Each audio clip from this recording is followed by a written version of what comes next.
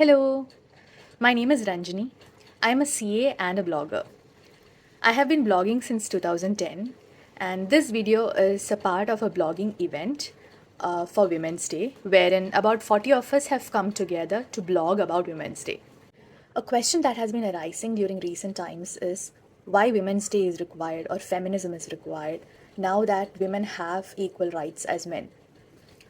I will be addressing this question today, that is, the need for Women's Day in this day and age. It is true that men and women have equal rights, but law is not the only thing that governs us humans. There are other factors which are cultural, religious, and patriarchal. I have female friends whose husbands don't let them wear the clothes that they want to wear. I have female friends whose parents don't let them travel unless they're married. But these kind of restrictions don't apply to men. So then, where is the equality that you're talking about? If you're saying that there is equality now because you see a lot of women going out and working, you are only looking at one section of the society. Any social cause has layers to it because society is also built on layers. If you look at the lower sections of the society, if you check the number of girls that's going to schools, you can notice that not all these girls complete their education. A lot of them get married before they finish their education.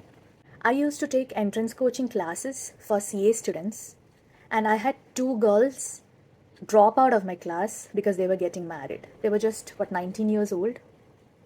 Recently, my friend had a team member who was quitting her job because she was getting married, because her husband told her that she should not go for work after marriage. Rules and restrictions imposed by patriarchy are still a part of our country. People who say that they don't exist are either blind to see the differences, or they are that section of the society that is benefited by these rules and restrictions. Now let's talk about violence against women. Rapes have become a common occurrence, so much so that it has become small snippets in the newspapers.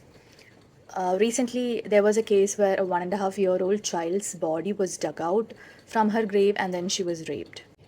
If you Google, you will find rape cases on a daily basis. And as long as violence against women exists, I don't see how there is equality. Not to mention the domestic violence cases that also happen on a very frequent basis, which come into the forefront only when the woman gets killed. Now let's talk about women who have grown up in a liberal background and who have gotten the education. People like me, you can say that we are more equal to men than the other women, but we still face shades of inequality in many places. People who are married are still slaves to gender roles. They have to take care of their family, their children, as well as go for work. While for men, it's only going for work and maybe helping the woman. Still, there are a lot of men who don't take responsibilities or household chores because that is still a woman's responsibility. And even for us, safety is still a concern. There is a huge difference between what is safe for men and what is safe for women. Let's take traveling, for instance. My male friends could just go to the remotest part of the country, check out a few homestays, and then pick one that is very cheap. As for me, I have to ensure that there are at least a few people around me, that the house owner is not a creep or there are no other creeps in the area. While my male counterparts have the option to hitchhike, I can hitchhike too, but again, there is a lot of anxiety that comes with it for us women because even in our own towns, we've not been safe. We have been groped and molested. How can the safety for us be assured in a remote part of the country that we've never been to? So while my male counterpart, while traveling, when they pay $400 for a room, I am paying $800 for a room.